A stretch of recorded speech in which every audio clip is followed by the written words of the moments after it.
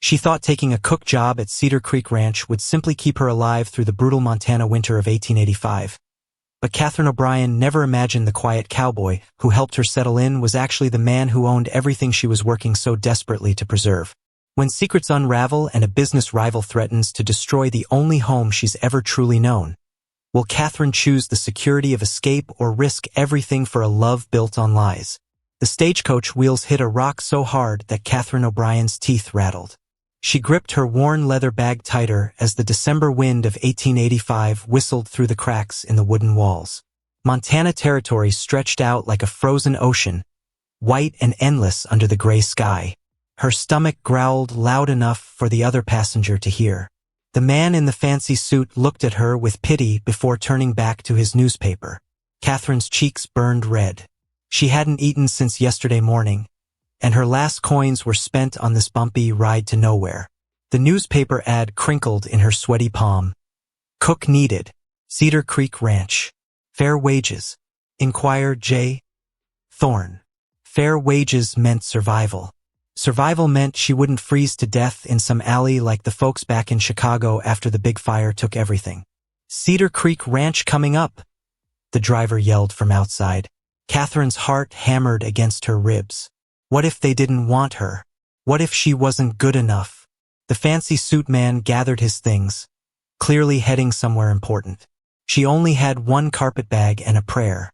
The coach stopped with a jerk. Through the small window, she saw a wooden building with smoke coming from the chimney. Men in heavy coats moved around like ants, loading wagons and fixing fences. This was it. Her new life or her final mistake. She stepped down onto the frozen ground, her thin boots crunching on the snow. The cold bit through her coat like hungry wolves. The driver tossed her bag down without care, and she caught it before it hit the mud. "Good luck, miss," he said, already climbing back up. "You'll need it out here." As the stagecoach rolled away, Catherine felt truly alone.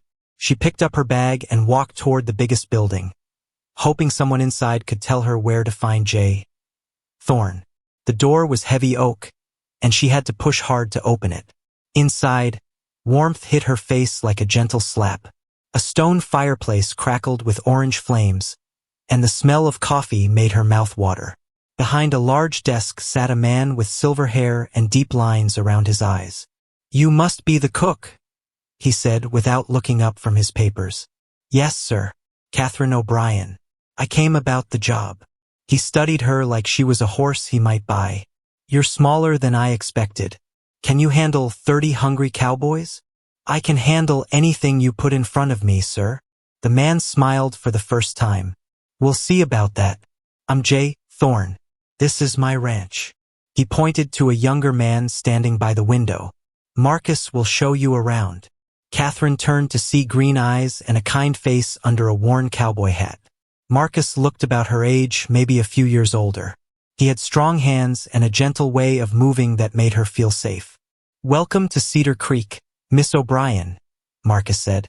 His voice was warm like the coffee she smelled. "Let me help you get settled." He picked up her bag like it weighed nothing and led her outside.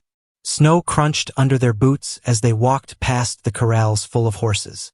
The animals snorted and stamped, their breath making white clouds in the cold air. "The cookhouse is just over here," Marcus said, pointing to a long building with windows glowing yellow in the afternoon light. "You'll have your own room attached to the kitchen." Catherine followed him up wooden steps to a heavy door. Inside, the cookhouse was bigger than her whole apartment back in Chicago.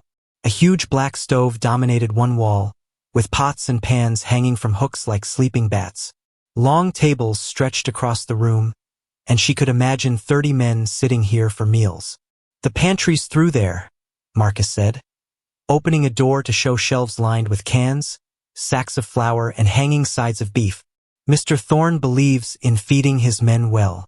Happy cowboys work harder than hungry ones." Her room was small but clean. A narrow bed sat under a window that looked out at the horse corrals. A simple dresser and washstand completed the furniture.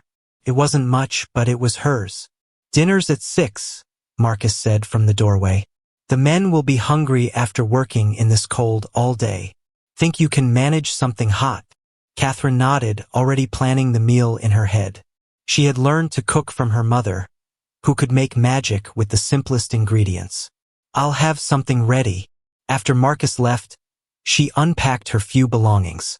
At the bottom of her bag, wrapped in her spare dress, was her mother's wooden spoon. She held it tight, remembering her mother's words, "A woman who can feed people well will never want for a home." Now she had to prove those words true. She rolled up her sleeves and got to work, starting a fire in the big stove and checking what ingredients she had to work with. The warmth felt good on her cold hands, and for the first time in months, she felt hopeful. Outside, she could hear the cowboys talking and laughing as they finished their work for the day. Soon they would come in cold and tired, expecting a good meal. Catherine smiled as she began peeling potatoes. She might not have much, but she knew how to make people happy with food. The sun was setting over the mountains, painting the sky pink and orange. Through her window, she watched Marcus help fix a broken fence post. He worked with quiet skill, and she found herself wondering about his story. What brought him to this remote ranch? Did he have family somewhere, or was he as alone as she was? These questions would have to wait. Right now, she had hungry men to feed and a new life to begin. The next morning came too early and too cold. Catherine woke to the sound of boots stomping outside her door and men's voices calling to each other. Her breath made white puffs in the air as she hurried to light the stove and start breakfast. "Hope the new cook ain't gonna poison us," said a gruff voice from outside. "Can't be worse than Jake's cooking," another man laughed. "Remember when he burned the beans so bad we had to throw out the whole pot?" Catherine smiled as she cracked eggs into a big iron pan. She would show them what real cooking looked like. By the time the cowboys filed in, the cookhouse smelled like heaven. Fluffy biscuits, crispy bacon, and scrambled eggs with cheese filled the serving dishes. The men sat down without much talk, clearly tired from the early morning work. But when they tasted the food, the room went quiet in a different way. Forks stopped moving. Eyes widened. Then came the sounds she had hoped for, happy groans and the scraping of plates. "This is the best breakfast I've had in years," said an older cowboy with gray whiskers. "Ma'am, if you can cook like this every day, you'll never lack for friends here," added a younger man with kind eyes. Catherine felt her heart lift. These men appreciated good food, and she could give them that. Maybe this job would work out after all. After breakfast, the cowboys headed out to work with full bellies and big smiles. Catherine cleaned up the dishes and started planning lunch. She was wiping down the tables when Marcus appeared in the doorway. "That was some meal," he said, hanging his hat on a peg by the door. "The men are already talking about it. I'm glad they liked it. Food should make people happy." Marcus sat down at one of the tables and pulled out a small notebook. "I help Mr. Thorne keep track of supplies. What do you need from town?" Catherine thought for a moment. "More flour, some spices, and maybe some apples if they have any. The men would like pie. I'll add those to the list." Marcus wrote carefully, his handwriting neat and precise. "You know, most of the cowboys here haven't had a woman's cooking in years.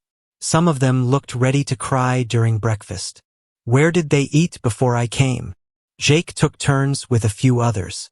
"They did their best, but—" Marcus grinned. "Let's just say your biscuits are a big improvement." Catherine found herself smiling back. There was something about Marcus that made her feel comfortable, like she could tell him anything.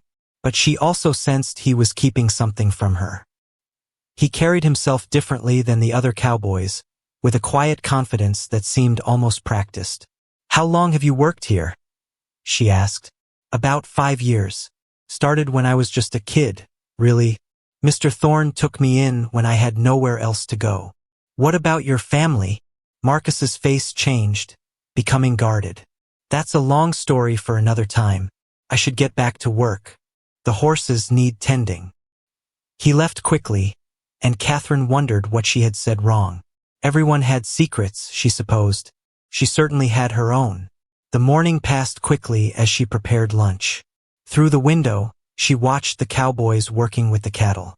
They moved with easy skill, their horses responding to the slightest touch of the reins. This was a different world from the noisy, dirty streets of Chicago. Marcus appeared often in her line of sight, and she noticed how the other men looked to him for guidance.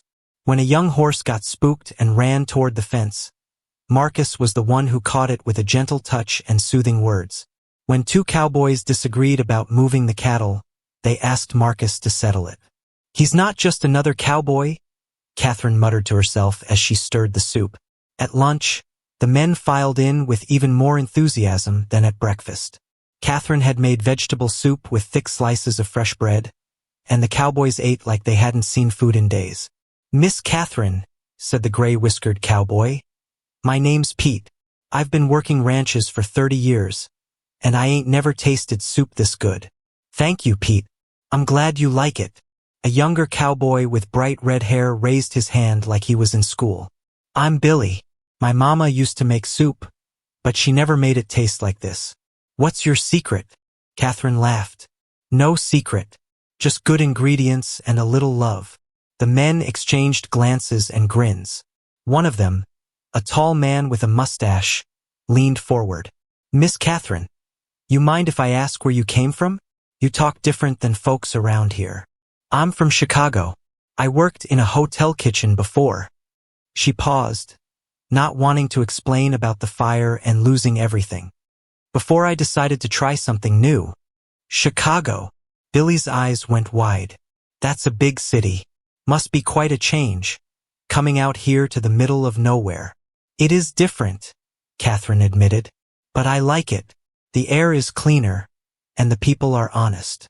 Marcus, who had been eating quietly, looked up at her words.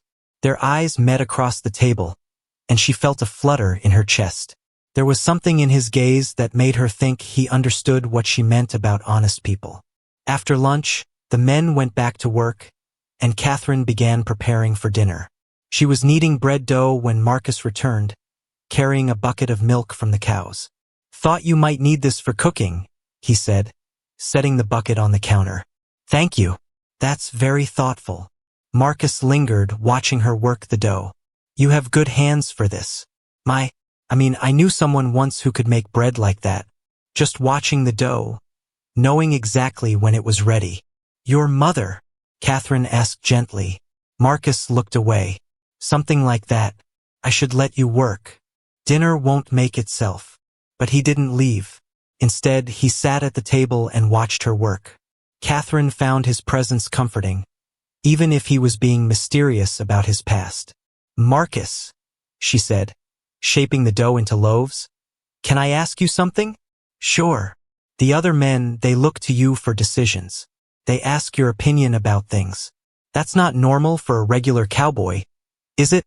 Marcus was quiet for so long that Catherine thought he wouldn't answer. Finally, he said, "I've been here longer than most. Mr. Thorne trusts me with extra responsibilities." It was a reasonable answer, but Catherine sensed there was more to it. Marcus had keys to buildings the other cowboys didn't. He kept track of supplies. He settled disputes. And there was something about the way he carried himself that reminded her of the hotel managers she used to work for, people who were used to being in charge. "What kind of responsibilities?" she pressed. Marcus stood up, suddenly looking uncomfortable. "I really should get back to work. The horses need to be fed before dark." He left again, and Catherine stared at the door where he had disappeared. Marcus was hiding something important. She was sure of it. But what? And why did it matter so much to her? She finished shaping the bread and put it in the oven to rise. Outside, the sun was getting lower, and soon the men would return for dinner. She had work to do and a new life to build. Whatever secrets Marcus was keeping would have to wait. But as she prepared the evening meal, Catherine couldn't shake the feeling that understanding Marcus Brennan was the key to understanding her place at Cedar Creek Ranch. A scream cut through the morning air like a knife through butter. Catherine dropped her coffee cup and ran outside to see what was wrong. In the corral, a wild Mustang was bucking and kicking while Billy tried to stay on its back. The horse twisted and jumped, its eyes rolling white with fear and anger. "Get off him, Billy!" Pete shouted from the fence. "That horse ain't ready." But Billy couldn't get off. His boot was stuck in the stirrup, and every time the horse bucked, Billy's head snapped back like a rag doll. The other cowboys climbed the fence, trying to help, but they couldn't get close enough without getting kicked. Marcus appeared from nowhere, moving faster than Catherine had ever seen a person move. He vaulted over the fence in one smooth motion and grabbed the horse's bridle. The Mustang reared up on its back legs, towering over Marcus like a mountain of muscle and fury. "Easy, boy," Marcus said in a voice so calm it seemed like magic. "Nobody's going to hurt you." The horse's ears twitched forward. His breathing slowed. Somehow, impossibly, the wild animal began to settle down. Marcus kept talking in that quiet voice, his hands gentle on the horse's neck. Within minutes, the Mustang stood still as a statue. Pete and Jake rushed in to help Billy down. The young cowboy was shaking and pale but alive. "Thanks, Marcus," Billy gasped. "That horse nearly killed me." "That's what happens when you try to ride a horse that isn't ready," Marcus said firmly. "You could have broken your neck." Catherine watched this whole scene with her mouth hanging open. She had never seen anyone handle a wild horse like that. It was like Marcus spoke the animal's language. But what surprised her more was how the other cowboys reacted. They didn't just look grateful. They looked impressed, like they were watching their boss handle a difficult situation. "How did you do that?" she asked Marcus later as they walked back to the cookhouse. Marcus shrugged. "Horses are like people. They just want to be understood. But you made it look easy, like you've done it 1,000 times." "Maybe I have." Marcus's green eyes twinkled with something that might have been amusement. "There's a lot you don't know about me, Catherine. I'm starting to figure that out." That afternoon, Catherine was in the pantry counting supplies when she heard voices outside the window. She wasn't trying to listen, but the men were talking loud enough that she couldn't help but hear. "Marcus sure handled that Mustang," Jake was saying. "Reminded me of his father." "Shoo," Pete hissed. "You know we ain't supposed to talk about that." "Why not? It's been 5 years. The boy's proven himself. Mr. Thorne has his reasons for keeping things quiet. It ain't our business to gossip." Catherine pressed closer to the window, her heart pounding. What weren't they supposed to talk about? What did Jake mean about Marcus's father? "Still seems strange to me," Jake continued. "Living like a regular cowboy when he could be living in the big house." "Jake, shut your mouth before someone hears you." Their voices moved away, leaving Catherine with more questions than ever. Living in the big house? What big house? Mr. Thorne lived in the main ranch house by himself. Why would Marcus be able to live there? She tried to focus on her work, but her mind kept spinning. Every little thing about Marcus suddenly seemed important. The way he carried himself, the respect the other cowboys showed him, the keys he had to buildings she couldn't access, the careful way he talked about his past. That evening, she decided to find out more. After dinner, when the cowboys were relaxing in the bunkhouse, she knocked on the door of the main ranch house. Mr. Thorne answered, looking surprised to see her. "Miss Catherine? Is everything all right? Do you need something for the kitchen?" "No, sir. I was wondering if I could ask you about Marcus." Mr. Thorne's expression changed, becoming guarded. "What about him? He seems different from the other cowboys.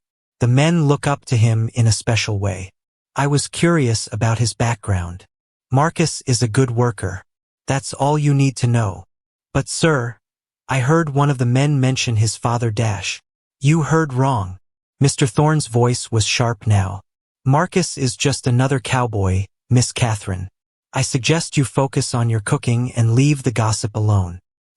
He closed the door in her face, leaving Catherine standing on the porch feeling foolish and confused. Why was everyone so secretive about Marcus? What were they all hiding? She walked back to her room, but sleep wouldn't come. Every time she closed her eyes, she saw Marcus calming that wild horse with his gentle voice and confident touch. She thought about the way Mr. Thorne's face had changed when she mentioned Marcus's father. She remembered Jake's words about living in the big house. Near midnight, she gave up trying to sleep and went to the kitchen to make herself some warm milk. Through the window, she could see a light burning in the main house. Someone was awake, moving around in what looked like an office or study. Without really planning to, Catherine put on her coat and boots and stepped outside. The night was clear and cold, with stars scattered across the sky like diamonds on black velvet. She walked quietly toward the main house, drawn by curiosity she couldn't control. The light was coming from a window on the side of the house. Catherine crept closer, feeling guilty but unable to stop herself. Through the glass, she could see Mr. Thorne sitting at his desk with papers spread out in front of him. But he wasn't alone. Marcus sat across from him, and they were talking seriously about something. Catherine couldn't hear the words, but she could see their faces. Mr. Thorne looked tired and worried. Marcus looked determined, like he was trying to convince the older man of something important. Then Mr. Thorne reached across the desk and put his hand on Marcus's shoulder. It was a gesture of affection, almost fatherly. Marcus nodded and said something that made Mr. Thorne smile sadly. Catherine's heart began to race. The pieces of the puzzle were starting to fit together in her mind, but she didn't want to believe what she was thinking. It was too impossible, too strange. She backed away from the window and hurried to her room. But as she lay in bed staring at the ceiling, one thought kept echoing in her head. What if Marcus wasn't just another cowboy? What if he was something much more important than that? The next morning, she watched Marcus more carefully than ever. She noticed how he checked the other cowboys' work without seeming to. She saw how he made decisions about the horses and cattle without asking Mr. Thorne first. She observed the way he moved through the ranch like he owned it. Because maybe, just maybe, he did. The letter arrived with the morning supply wagon, and it changed everything. Catherine was hanging laundry when she saw the delivery man hand a fancy envelope to Mr. Thorne. The older man's face went pale as he read it, and he immediately called for Marcus. "We need to talk," Mr. Thorne said grimly. "Private." They disappeared into the main house, leaving Catherine with a sick feeling in her stomach. Fancy letters usually meant trouble, and from the look on Mr. Thorne's face, this was big trouble. An hour later, Marcus emerged from the house looking like he'd been punched. His usual calm expression was gone, replaced by something Catherine had never seen before, fear mixed with anger. He walked straight to the barn without speaking to anyone. "What's wrong with Marcus?" Billy asked as the cowboys gathered for lunch. "He looked ready to fight someone." "Probably nothing," Pete said quickly. "You know how these things go." But Catherine could see the worry in Pete's eyes. Whatever was in that letter, it wasn't nothing. She spent the afternoon trying to concentrate on cooking, but her mind kept wandering to Marcus. She hadn't seen him since he'd stormed into the barn. When dinner time came and went without him appearing, she made up her mind to find him. The barn was dim and quiet except for the gentle sounds of horses eating their hay. Catherine found Marcus in the last stall, brushing a black mare with mechanical strokes. His shoulders were tense, and he didn't look up when she approached. "You missed dinner," she said softly. "Wasn't hungry." "Marcus, what's wrong? Everyone's worried about you." He finally looked at her, and she saw something in his green eyes that made her heart ache. "You want to know what's wrong, Catherine? My whole life is about to fall apart, and there's nothing I can do to stop it." "What do you mean?" Marcus set down the brush and leaned against the stall door. "That letter today. It was from a lawyer in Denver. Seems my father's brother has decided he wants to claim his share of the ranch." Catherine felt confused. "Your father's brother? But what does that have to do with you?" Marcus was quiet for a long moment. When he spoke again, his voice was barely above a whisper. "Because my father is J. Thorne, Catherine. This is my family's ranch, and I'm supposed to inherit it someday.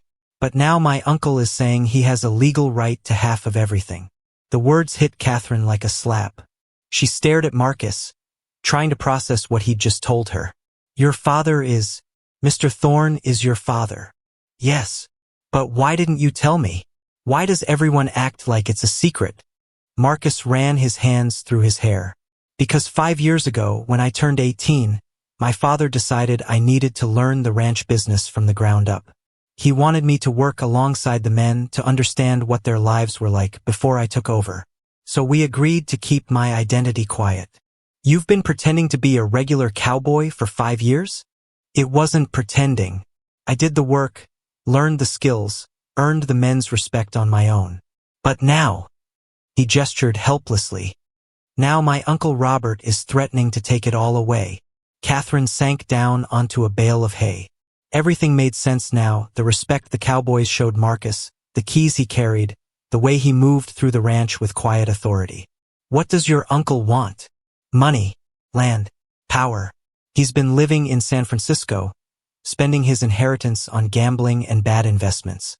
Now he's broke, and he remembers that his brother owns a successful ranch. But can he really take it? I mean, legally? Marcus's laugh was bitter. That's what we're trying to figure out. The lawyer says Robert might have a case, especially since our grandfather's will was unclear about some things. Catherine felt a strange mix of emotions. She was angry at Marcus for lying to her all this time, but she was also sad for him. She could see how much this ranch meant to him, how it was part of his very soul. So what happens now? Robert is coming here next week with his lawyers. If he can prove his claim, he could force us to sell the ranch and split the money. Or he might try to become a partner, which would be even worse. Why would that be worse? Because Robert Thorne is a selfish, cruel man who doesn't care about the land or the people who work it. He'd probably sell off pieces of the ranch to developers, fire half the cowboys, and run the place into the ground within a year.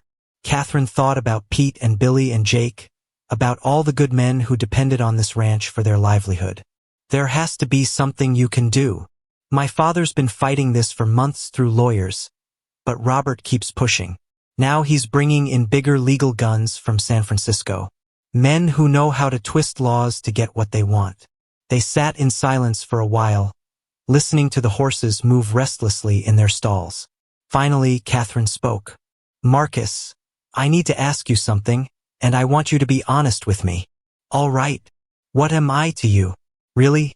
Am I just the cook who happened to show up at the right time, or? She struggled to find the words.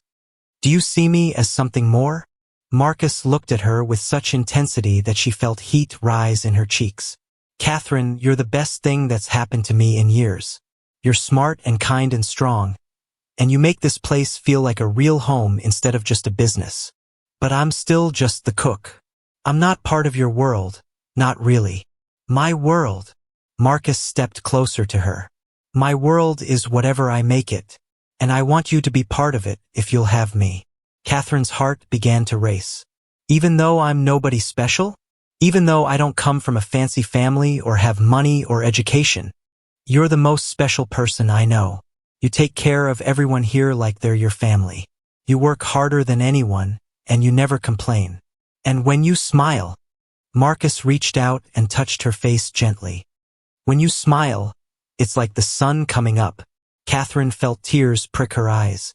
I care about you too, Marcus. More than I probably should. Why shouldn't you? Because look at us. You're the son of a ranch owner, even if you've been hiding it.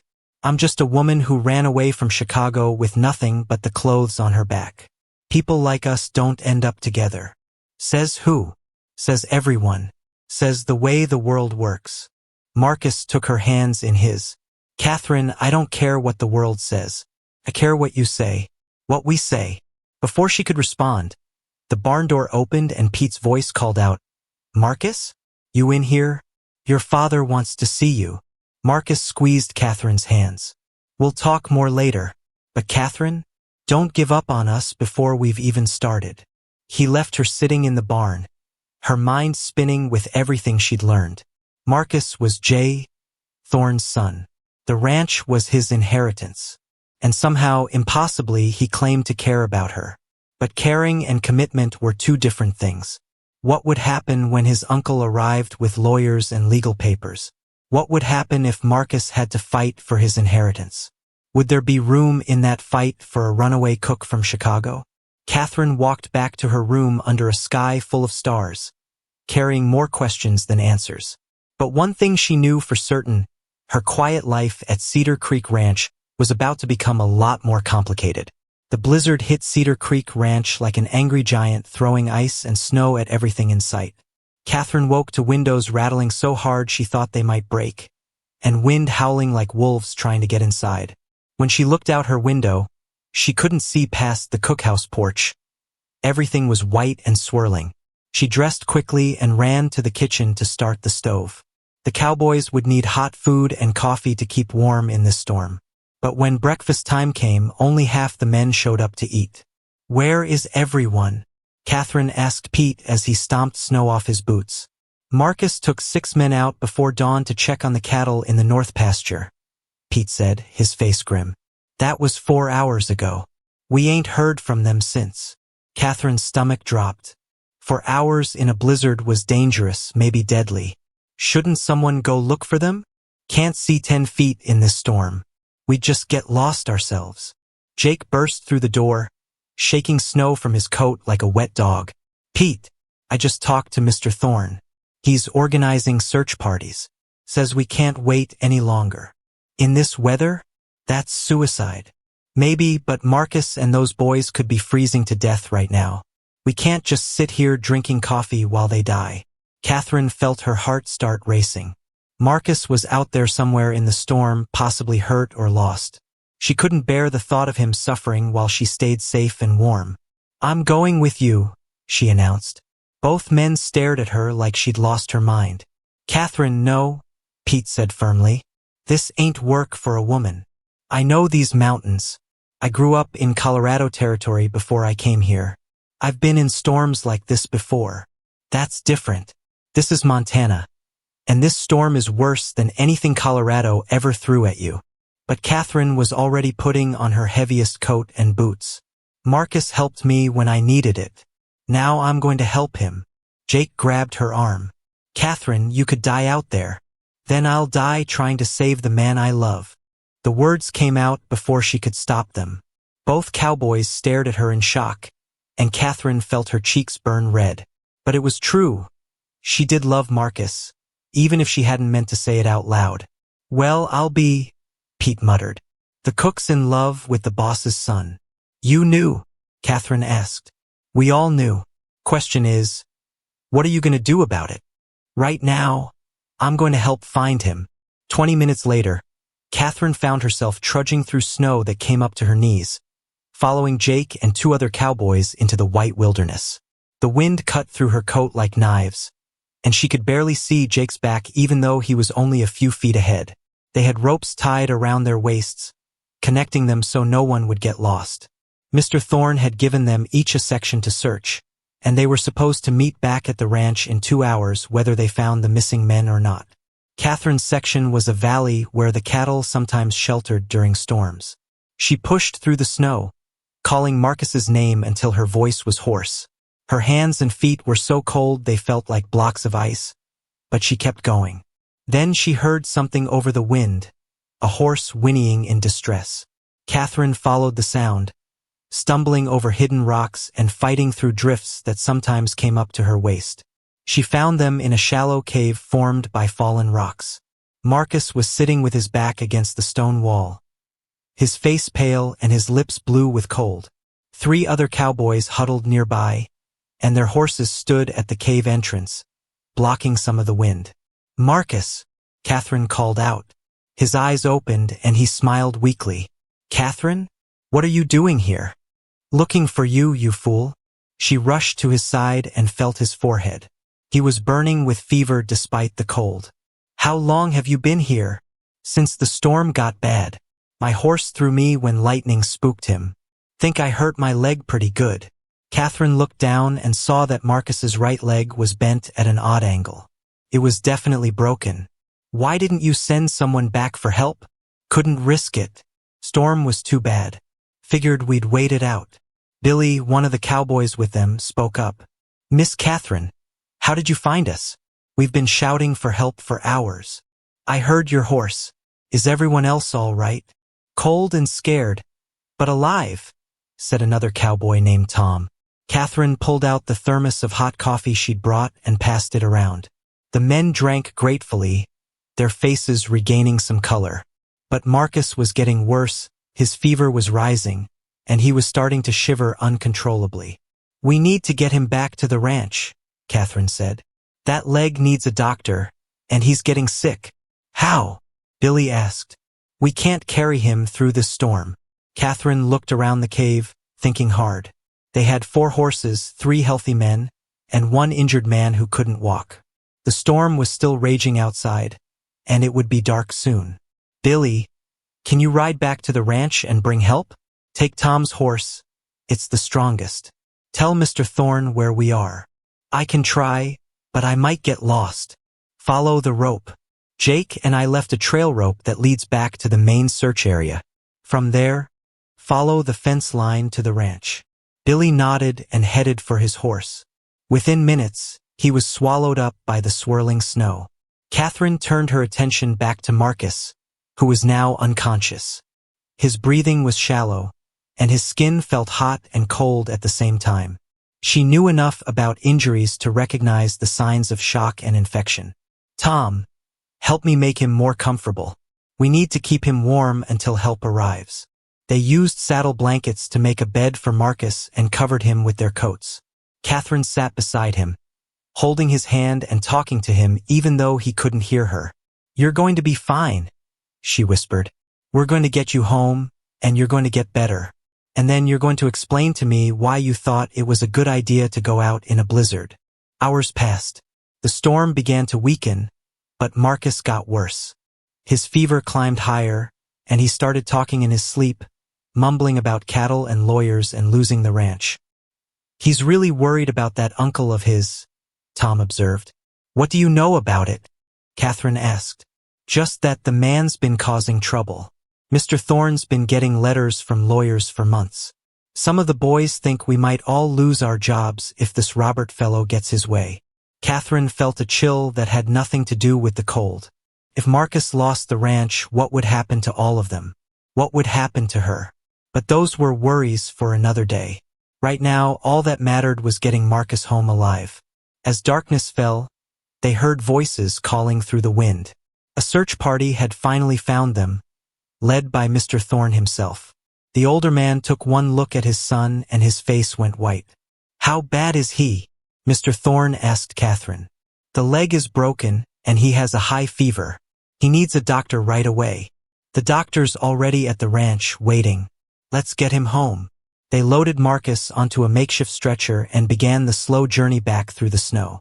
Catherine walked beside him the whole way, holding his hand and praying to whatever gods might be listening to keep him alive.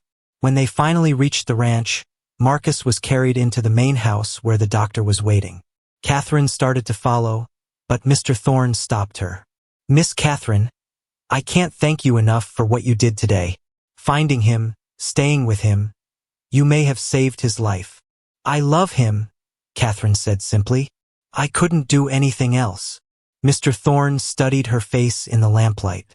I believe you do. The question is, what are you prepared to do about it? Before Catherine could answer, the doctor appeared in the doorway. He's going to be fine, he announced. The leg will heal, and the fever is already breaking. He's asking for someone named Catherine. Catherine's heart soared. Marcus was alive and he was asking for her. Nothing else mattered. The sound of wheels on gravel woke Catherine from the deepest sleep she'd had in days. Through her window, she could see a fancy black carriage pulling up to the main house, drawn by 4 perfectly matched horses. A man in an expensive suit stepped down, followed by 2 other men carrying leather bags that probably held important papers. Uncle Robert had arrived and he'd brought lawyers. Catherine dressed quickly and ran to the main house. She found Marcus sitting up in bed, his broken leg propped up on pillows and his face still pale from his fever. But his green eyes were alert and angry as he watched the commotion outside his window. They're early, he said grimly. Robert said he'd be here next week. Maybe that's good. Get it over with quickly. Nothing about Robert Thorne is good, Catherine. The man's like a snake, smooth on the outside, poison on the inside. Through the window, they could see Mr. Thorne greeting his brother with a handshake that looked more like a business deal than a family reunion. Robert was shorter than his brother but dressed much fancier, with a gold watch chain and polished boots that had never seen real work. He doesn't look like a rancher, Catherine observed. That's because he's not. Robert spent his whole life in cities, living off the money our grandfather left him. Now that it's gone, He wants half of what my father built with his own hands. A knock on the door interrupted them. Mr. Thorne entered, looking tired and worried.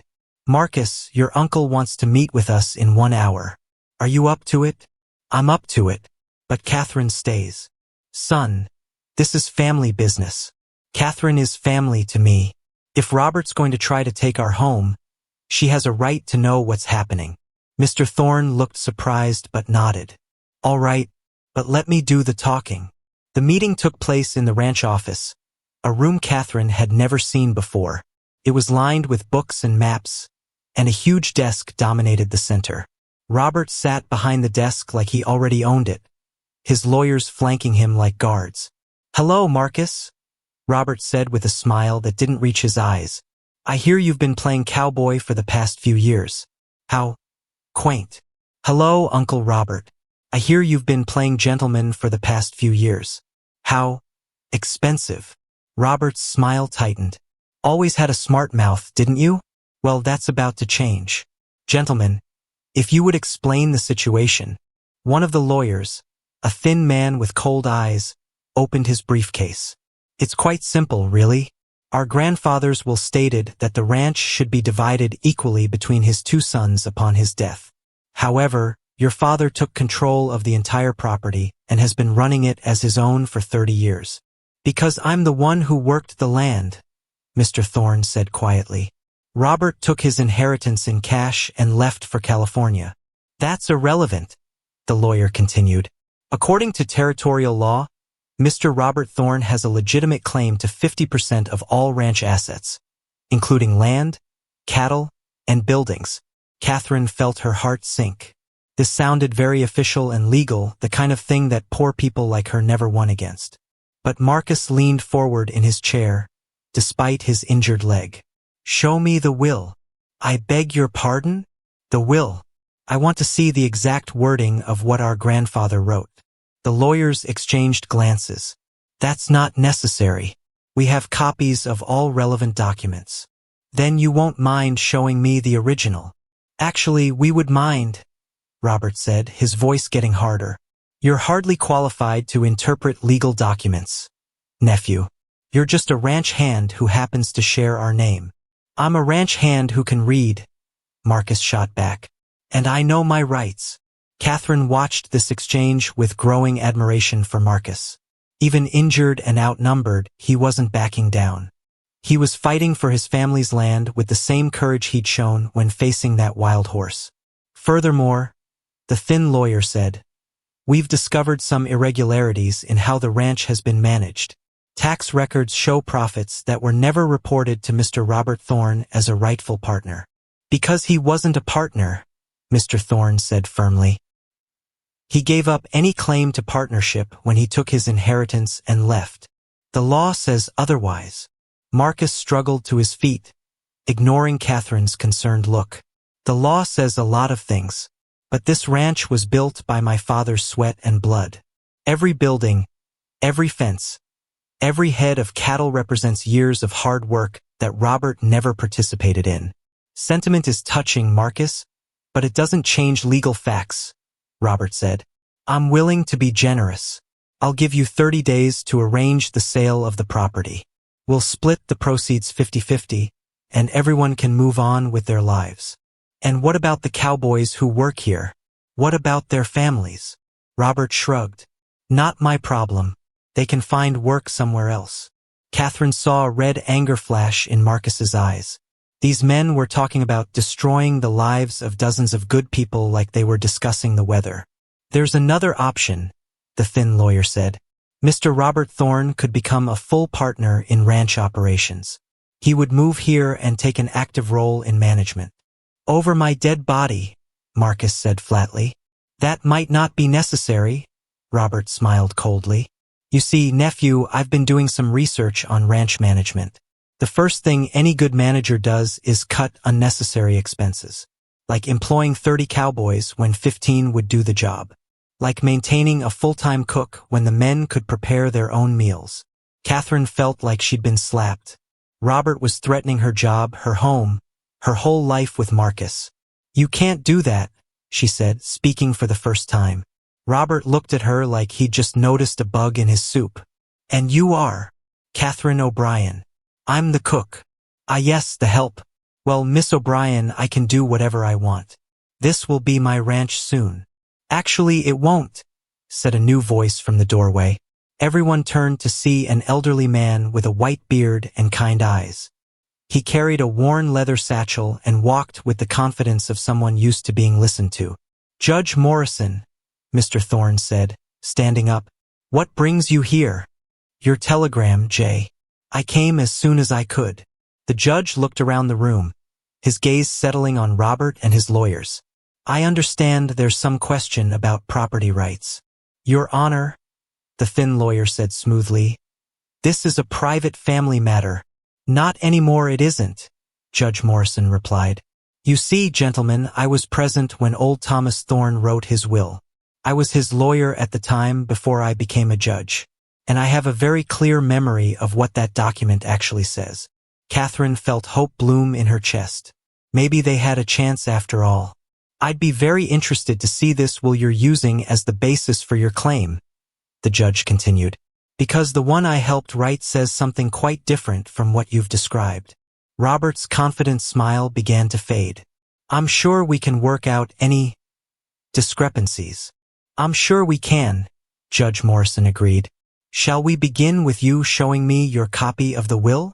For the first time since arriving, Robert looked nervous, and Catherine began to think that maybe, just maybe, love and truth might be stronger than greed and lies. But she could see from the lawyers' faces that this fight was far from over. The fake will crumbled between Judge Morrison's fingers like old leaves, and Robert's face went white as fresh snow. Catherine watched from her chair as the thin lawyer tried to stuff papers back into his briefcase, his hands shaking like he had a fever. Gentlemen, Judge Morrison said calmly, forging legal documents is a serious crime in Montana territory. I suggest you leave this ranch immediately, before I decide to have you arrested. Robert jumped up so fast his chair fell backward. This isn't over, brother. I'll find another way to get what's mine. You already got what was yours 30 years ago, Mr. Thorne replied. You spent it all on gambling and fancy living. That's not my fault. The lawyers grabbed their bags and rushed toward the door like scared rabbits. But Robert turned back one more time, his eyes burning with hatred. Enjoy your little victory, Marcus. But remember, accidents happen on ranches. People get hurt. Sometimes they disappear altogether. The threat hung in the air like smoke from a bad fire. Marcus tried to stand up, but his broken leg wouldn't hold him. Are you threatening my family, Uncle? I'm just saying that life is unpredictable out here in the wilderness. Robert's smile was cold as winter wind. Anything could happen. After they left, the room stayed quiet for a long time. Finally, Judge Morrison packed up his papers and shook hands with Mr. Thorne. Jay, keep an eye out for trouble. Men like Robert don't give up easy when there's money involved. That evening, Catherine was in the kitchen making dinner when she heard horses approaching fast. Through the window, she saw Pete and Jake riding hard toward the main house, their faces grim with bad news. She ran outside to meet them. What's wrong? Someone cut the fence on the south pasture, Pete said, sliding down from his horse. Let about 200 head of cattle loose. They're scattered all over creation. Could have been an accident, Jake added, but his voice said he didn't believe it. No accident cuts fence wire that clean, Pete replied. This was done on purpose. Marcus appeared on the porch of the main house, leaning on a wooden crutch. How many men do we need to round them up? Every man we got, and it'll still take 3 days, Pete said. Problem is, some of those cattle wandered onto government land. If we don't get them back quick, the territorial marshal might confiscate them for trespassing. Catherine felt anger burn in her chest. This had Robert's fingerprints all over it. He couldn't steal the ranch legally, so now he was trying to destroy it piece by piece. I'll help, she said. Marcus shook his head. Catherine, cattle drives are dangerous work. You could get hurt. I can ride as well as any man here. You need every hand you can get. She's right, Pete said. We're short-handed as it is, with you laid up and Billy still recovering from that pneumonia. The next morning, Catherine found herself on horseback for the first time in years, riding beside Tom and two other cowboys toward the scattered cattle. The horse beneath her was a gentle mare named Daisy, but Catherine's legs felt like jelly from being out of practice. They spent hours chasing stubborn cows through brush and rocks. Every time they got a small group together, one ornery bull would break away and lead half the herd in a different direction. Catherine's back ached. Her hands were raw from holding the reins, and sweat dripped into her eyes despite the cool weather. But she kept going. This was Marcus's ranch, his inheritance, his future. If helping save the cattle meant she could help save the man she loved, she'd chase cows until her horse dropped dead under her. Around noon, they stopped to rest and eat the sandwiches Catherine had packed that morning. Tom wiped his face with his bandana and looked around at the scattered cattle they'd managed to gather. "We got maybe 50 head here," he said. "Still missing a lot." "The rest probably headed toward Miller's Creek," Pete said. "That's where they always go when they get loose." But when they reached Miller's Creek, they found something that made Catherine's blood run cold. The creek was full of dead fish, floating belly up in water that looked wrong too cloudy, with an oily shine on the surface. "Someone poisoned the water," Tom said quietly. Pete's face went hard as stone. "If our cattle drink from this, they'll die. Every last one of them." They spent the rest of the day frantically driving cattle away from the poisoned creek, racing against time and thirst. By evening, they'd saved most of the herd, but everyone was exhausted and worried. "This ain't just about money anymore," Pete said as they rode back to the ranch. "Somebody's trying to destroy us completely." That night, Catherine was cleaning up after dinner when she heard a commotion outside. Through the window, she saw a stranger talking to Mr. Thorne near the barn. The man was tall and broad-shouldered, with a badge pinned to his shirt. "That's Marshal Patterson," Jake said, appearing beside her. "Wonder what he wants." They soon found out. The marshal had come to arrest Marcus for cattle theft. "What?" Catherine gasped, running outside. "That's ridiculous." "I'm sorry, folks," Marshal Patterson said, tipping his hat. "But I got a complaint filed this morning. Says Marcus Thorne stole cattle from the government range and tried to hide them on private property." "Those are our cattle," Mr. Thorne protested. "Someone cut our fence and drove them onto government land on purpose." "That may be, but I got to follow the law. Marcus needs to come with me to town for questioning." Catherine watched in horror as Marcus gathered his coat and hat. His broken leg made it hard for him to walk, but he faced the marshal with dignity. "Marshal, this is obviously a setup," Marcus said calmly. "Someone's trying to frame me." "Could be. That's for the judge to decide.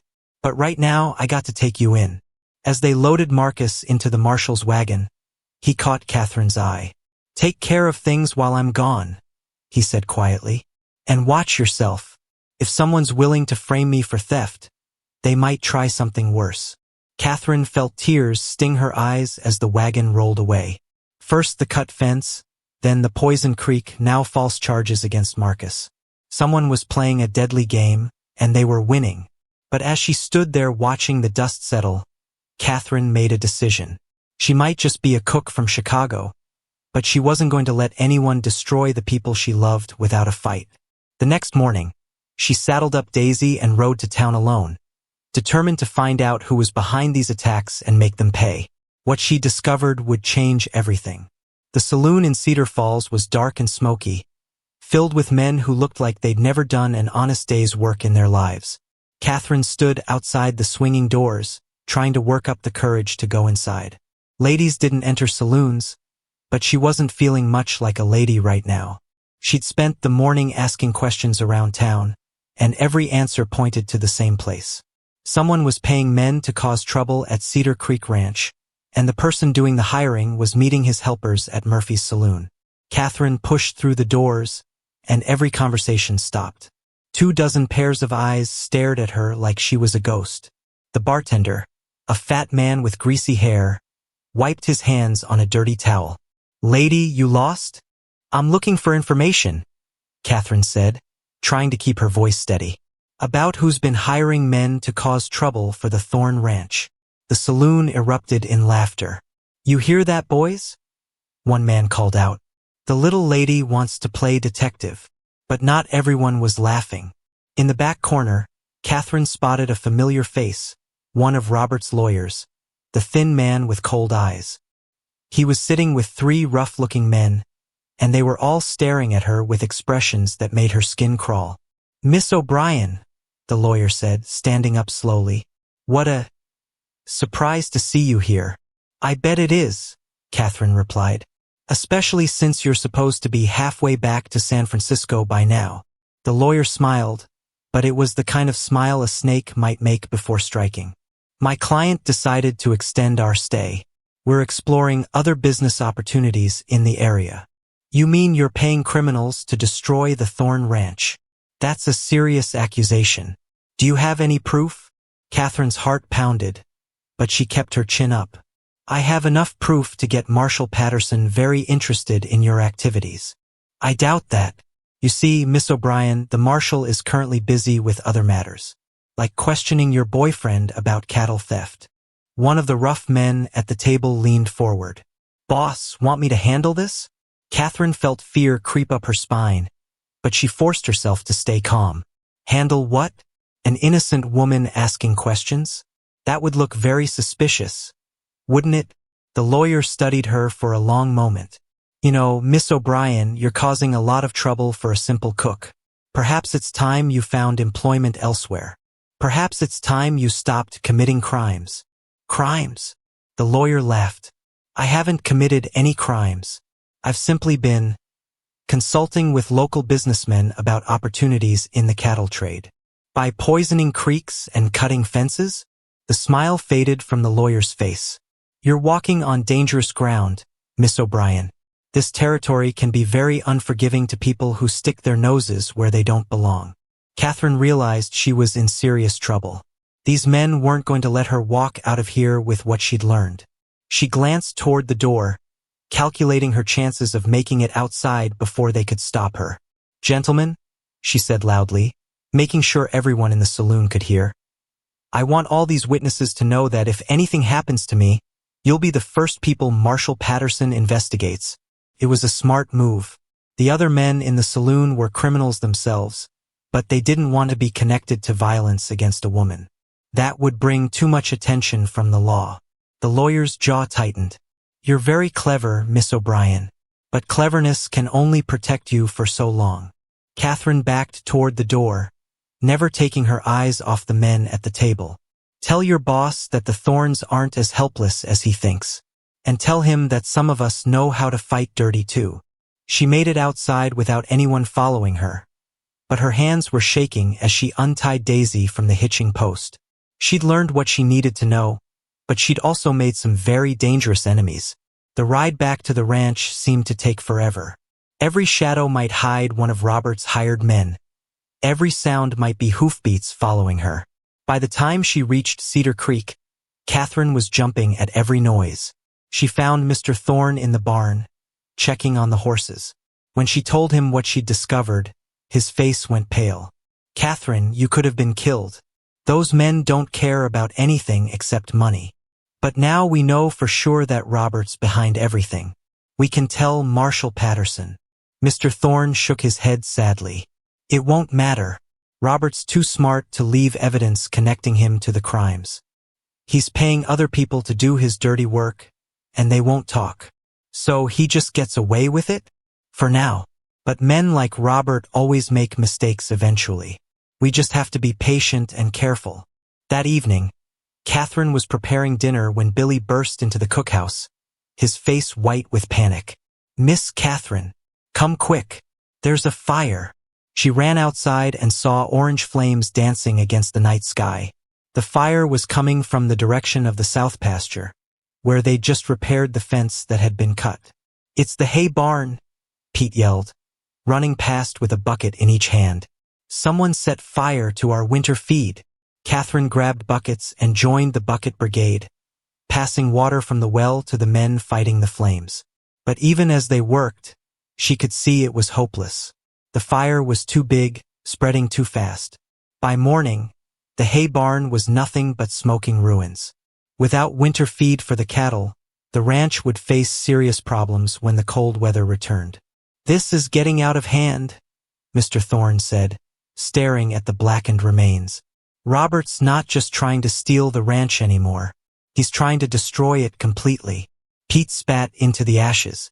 "Why don't we just ride into town and settle this the old-fashioned way? Because that's exactly what he wants us to do. The minute we start a fight, he can claim we're the criminals." Catherine felt exhaustion weighing on her like a heavy blanket. They were fighting an enemy who hid in shadows, using money and lawyers and hired thugs to do his dirty work. How could honest people win against someone like that? But as she looked around at the faces of the cowboys, tired, worried, but still determined, Catherine realized something important. Robert might have money and lawyers, but they had something more valuable. They had each other. "Mr. Thorne," she said quietly, "what if we stop playing defense and start playing offense?" "What do you mean?" "I mean, what if we set a trap for Uncle Robert? Make him think he's won, then catch him in the act of doing something we can prove." Mr. Thorne looked at her with new respect. "That's a dangerous game, Catherine. If it goes wrong, we could lose everything. We're going to lose everything anyway if we don't do something. At least this way we have a chance." As the sun rose over the smoking ruins of their hay barn, Catherine began forming a plan that would either save Cedar Creek Ranch or destroy it completely. But first, they had to get Marcus out of jail. The jail cell door slammed shut with a sound like thunder, and Marcus felt his world shrink to iron bars and stone walls. 3 days had passed since Marshal Patterson arrested him, and every hour felt like a year. Through the small window, he could see smoke rising from the direction of Cedar Creek Ranch, and his heart ached knowing he couldn't protect his family. "Visitor for you, Thorne," the deputy called out, jingling his keys. Marcus expected to see his father or maybe Catherine, but instead, a stranger walked into the cell area. The man was tall and lean, with sharp eyes and clothes that screamed city lawyer. He carried a leather briefcase and wore a smile that made Marcus's skin crawl. "Hello, Marcus. I'm James Crawford, representing your Uncle Robert. I think we need to talk." "I don't have anything to say to you." Crawford sat down on the wooden stool outside the cell, making himself comfortable. "Oh, I think you do. You see, your situation is quite serious. Cattle theft is a hanging offense in Montana territory." Marcus felt ice form in his stomach. "Those were our cattle. Someone drove them onto government land to frame me. Can you prove that? Because I have 3 witnesses who say they saw you cutting government fence and driving stolen cattle onto your ranch. Those witnesses are lying. Perhaps, but they're very convincing liars. The kind that juries believe." Crawford opened his briefcase and pulled out some papers. "However, my client is prepared to be generous. Drop all claims to the ranch, and the charges against you disappear." "Never. Think carefully, Marcus. Your father is an old man. Your girlfriend is just a cook with no money or influence. How long do you think they can fight this battle without you?" Through the window, Marcus could see more smoke rising. His jaw clenched as he realized what Crawford was really saying. "You're threatening them." "I'm simply pointing out reality. Accidents happen on ranches, especially when the owner isn't there to protect his property." Marcus gripped the iron bars so hard his knuckles went white. "If you hurt Catherine or my father, I'll kill you myself." Crawford laughed. "Such violent talk from a man in jail. That won't help your case at all." After the lawyer left, Marcus paced his cell like a caged wolf. Every instinct screamed at him to break down the door and race home to protect the people he loved. But these iron bars were stronger than his desperation. That evening, Deputy Miller brought Marcus his dinner beans and hard bread that tasted like sawdust. Miller was a good man, honest and fair, and Marcus had known him for years. "Deputy, I need to ask you something," Marcus said quietly. "Those witnesses against me, do you know anything about them?" Miller glanced around to make sure no one was listening. "I ain't supposed to talk about ongoing cases, Marcus. Please, my family's in danger." The deputy sat down heavily on the stool. "All right, but you didn't hear this from me. Those 3 men who claim they saw you steal cattle? They all have criminal records. Theft, fraud, Assault. Not exactly reliable witnesses. Then why is Marshall Patterson believing them? Because they all tell the same story, word for word. Like they rehearsed it. But here's the strange part. All three of them suddenly came into money last week. New clothes, new boots, paying off debts they've owed for months.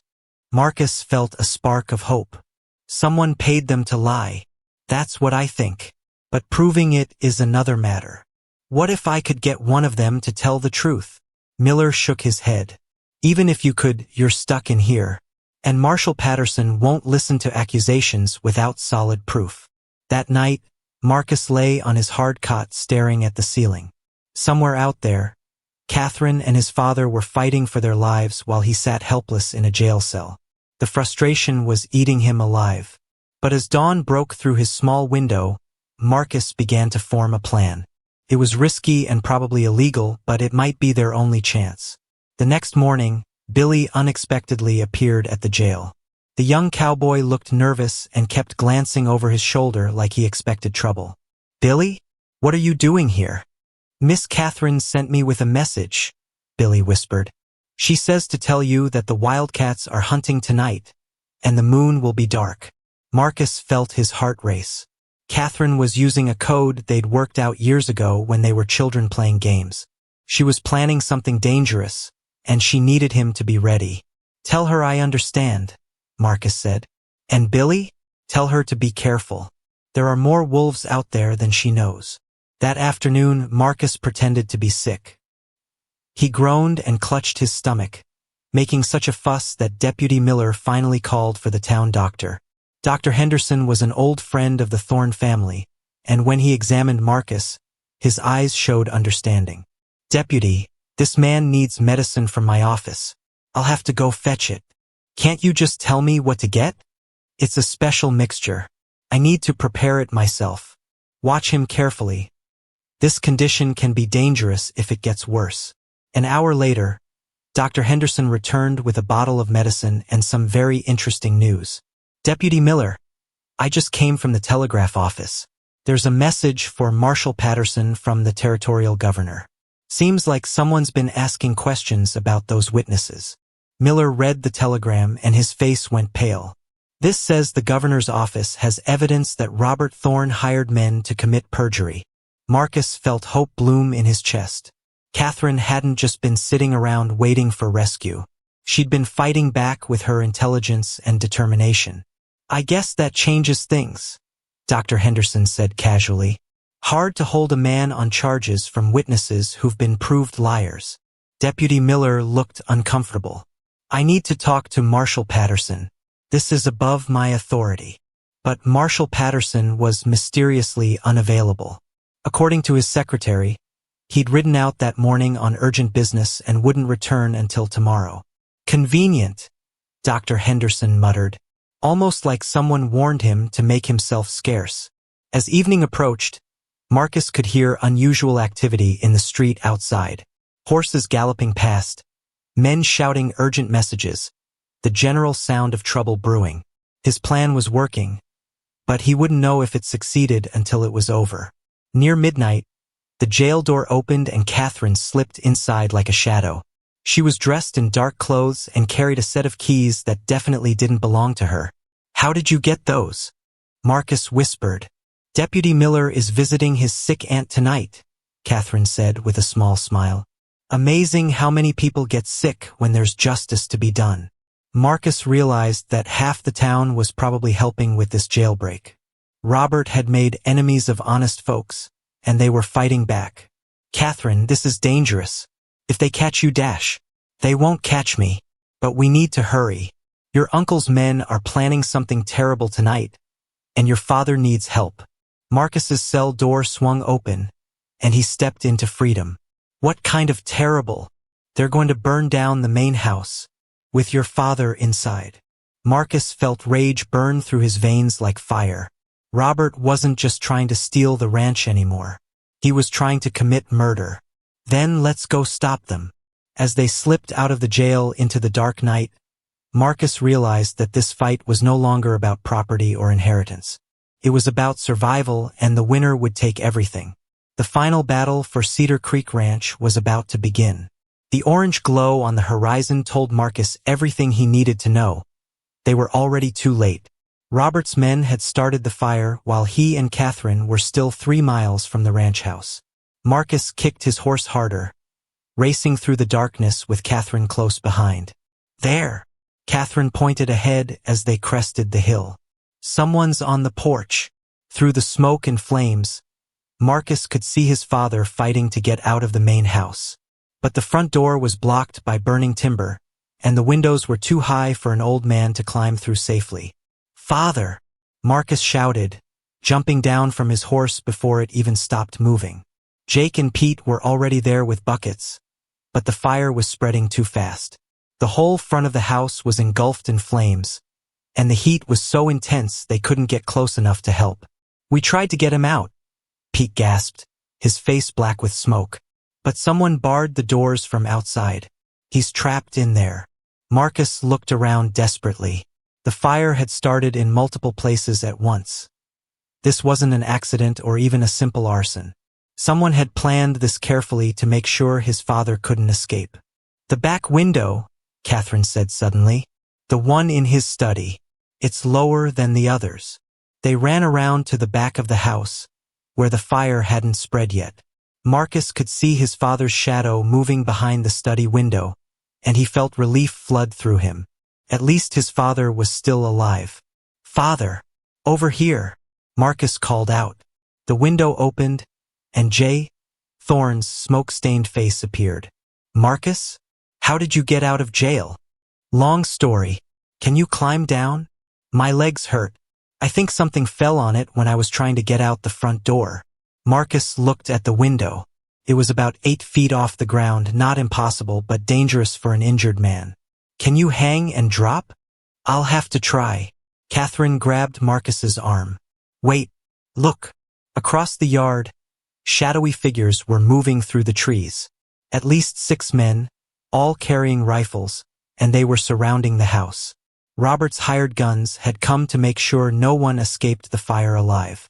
"We're trapped," Pete said grimly. Marcus felt his mind racing. They were outnumbered and outgunned, with his father still trapped in a burning building. But giving up wasn't an option. "Pete, take Jake and circle around to the barn. Make noise, draw their attention. Catherine, help me get father down." "What about the gunmen?" "I'll handle them." Marcus had grown up on this ranch. He knew every tree, every rock, every shadow. These hired killers might have guns, but they didn't know the land like he did. He slipped into the darkness, moving silently toward the nearest gunman. The man was focused on the burning house, not expecting an attack from behind. Marcus hit him with a tree branch, and the man dropped like a sack of grain. 1 down, 5 to go. The sound of his father dropping from the window told Marcus that Catherine had gotten him to safety. Now he could focus on the immediate threat. A gunshot rang out from the direction of the barn, followed by shouting. Pete and Jake were doing their job, creating confusion and drawing fire away from the house. Marcus circled around to where 2 more gunmen were positioned. They were arguing about whether to investigate the noise or stay at their posts. Their argument ended when Marcus knocked them both unconscious with a fence post. "Where is everyone?" one of the remaining gunmen called out. "Thompson? Wilson?" Marcus smiled grimly. The hunters were becoming the hunted. But his satisfaction was short-lived. From the shadows near the barn came a voice that made his blood freeze. "Enough games, nephew." Robert stepped into the firelight, holding a rifle pointed at Pete's head. Behind him stood his thin lawyer and 2 more gunmen, all armed and ready to shoot. "Drop your weapons and come out where I can see you," Robert called, "or your friends start dying." Marcus felt his heart sink. He'd taken out half of Robert's men, but his uncle still held all the cards. And now innocent people were going to die because of a family feud. "I'm coming out," Marcus called back, stepping into the light with his hands raised. "Smart boy. Now call your girlfriend and your father out too." Catherine and Jay Thorne emerged from behind the house, supporting each other. Marcus's father was limping badly, but alive. That was something, at least. Excellent, Robert said with a cold smile. Now we can finish this properly. Robert, why? Jay? Thorne asked, his voice heavy with sadness. We're family. How did it come to this? It came to this because you stole my inheritance 30 years ago, Robert snarled. You let me think I was getting a fair share when you took the ranch for yourself. You took your share in cash and spent it all. That wasn't my fault. It was your fault for not stopping me. You should have made me stay, made me work the land like you did. Instead, you let me leave and make mistakes. Marcus realized with shock that Robert actually believed his own twisted logic. In his mind, he was the victim, and everything he'd done was justified revenge. So now you're going to kill us all? Marcus asked. I'm going to clean up loose ends. The fire will be blamed on an accident. Very sad, the whole Thorne family died trying to escape. There won't be anyone left to contest my claim to the ranch. Except us, said a new voice from the darkness. Marshal Patterson stepped into the light, followed by 6 armed deputies. His badge gleamed in the firelight, and his rifle was pointed directly at Robert. Robert Thorne, you're under arrest for arson, attempted murder, conspiracy, and about a dozen other crimes. Robert's face went white. Marshal, you don't understand. These people dash. I understand perfectly. Dr. Henderson brought me some very interesting evidence tonight. Seems those witnesses against Marcus were paid to lie. We found the money in their rooms, along with letters proving you hired them. The thin lawyer tried to run, but 2 deputies grabbed him before he took 3 steps. Robert's other gunmen threw down their weapons and raised their hands, smart enough to know when they were beaten. But how did you know to come here? Robert demanded. Marshal Patterson looked at Catherine with something like admiration. Miss O'Brien sent word that there might be trouble out here tonight. Smart woman, figuring out your whole plan. Catherine smiled for the first time in days. I told you we should start playing offense instead of defense. As the deputies loaded Robert and his men into wagons, Marcus put his arm around Catherine and looked at the smoking ruins of part of his family home. They'd won, but the cost had been high. We can rebuild, his father said quietly, as if reading his thoughts.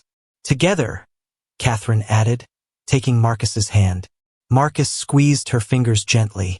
Together. The nightmare was over, but their real life together was just beginning.